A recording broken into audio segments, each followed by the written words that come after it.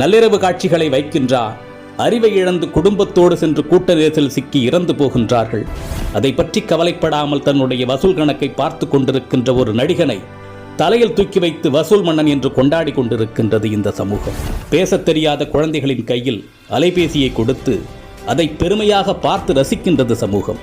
இரவு 2 மணிக்கு மிட்நைட் பிரியாணியை குடும்பத்தோடு சென்று சாப்பிடுவது கௌரவமாகிவிட்டது. நீங்கள் உங்கள் குழந்தைகளுக்கு உணவு கொடுக்கவில்லை, ஸ்லோ பாய்சன் கொடுக்கின்றீர்கள். உங்கள் தலைமுறையை மலடாக்குவதற்கு மருந்து கொடுத்து கொண்டிருக்கின்றீர்கள். பிள்ளையை பெற்ற பெற்றோர்களே, நம்மில் பலர் பிள்ளைகளை உருவாக்கவில்லை, நிறைய வருமானம் கொடுக்கும் ஜெர்சி மாடுகளை உருவாக்கி கொண்டிருக்கின்றோம். உங்களில் எத்தனை பேரின் பிள்ளைகளுக்கு அறிமுகமில்லாத ஒரு மனிதரிடம் 10 நிமிடம் உரையாட தெரியும்? சொல்லிக் கொடுத்திருக்கின்றீர்களா? இனி சொல்லிக் கொடுங்கள்.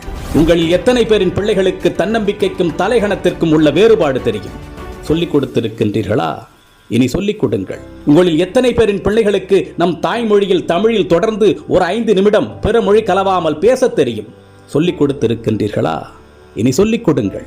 உங்களில் எத்தனை பேரின் பிள்ளைகளுக்கு உங்களின் மாத வருமானம் தெரியும்?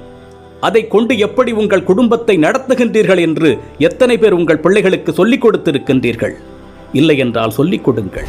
அது தெரியாததால் தான் இன்று பலர் லட்சத்தில் வருமானம் ஈட்டியும் இஎம்ஐயில் வாழ்க்கையை தொலைத்து விழி பிதுங்கி நின்று கொண்டிருக்கின்றார்கள். ஆண் பிள்ளைகளோ பெண் பிள்ளைகளோ, உடல் வெட்கம் என்றால் என்ன என்று சொல்லிக் கொடுங்கள். 10 வயதில் அணியும் ஆடையது, பருவ வயதில் அணியும் ஆடையது, படுக்கையில் அணியும் ஆடையது, பொதுவெளியில் அணியும் ஆடையது என்று வேறுபாடுகளை சொல்லிக் கொடுங்கள். நம்மில் பல பேரின் பிள்ளைகளுக்கு ஐபோனின் விலை தெரியும், வந்த திரைப்படத்தின் வசூல், வரப்போகும் திரைப்படத்தின் புள்ளி விவரங்கள் எல்லாமே தெரியும். ஆனால் அன்றாடம் நாம் உண்ணக்கூடிய அரிசியின் விலை தெரியுமா? காய்கறிகளின் நிலவரம் தெரியுமா? நம் பிள்ளைகளில் பலருக்கு பில்கேட்ஸை தெரியும், எலான் மஸ்கை தெரியும். ஆனால் நம் மொழிக்காக, இனத்தின் வளர்ச்சிக்காக இன்னுயிர் துறந்த தியாக வரலாறுகளை பற்றி தெரியுமா? இன்னும் சொல்வதானால் உங்களில் எத்தனை பேர் அவர்களை நினைத்து பார்க்கின்றீர்கள்?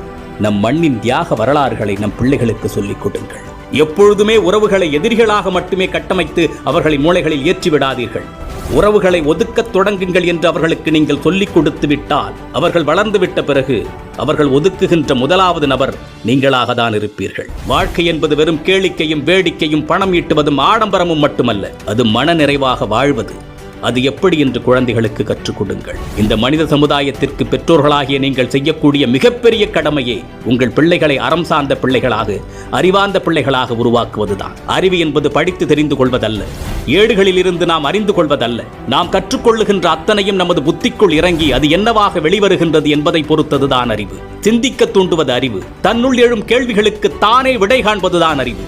அப்படிப்பட்ட அறிவை உங்கள் பிள்ளைகளுக்கு வழங்குங்கள்.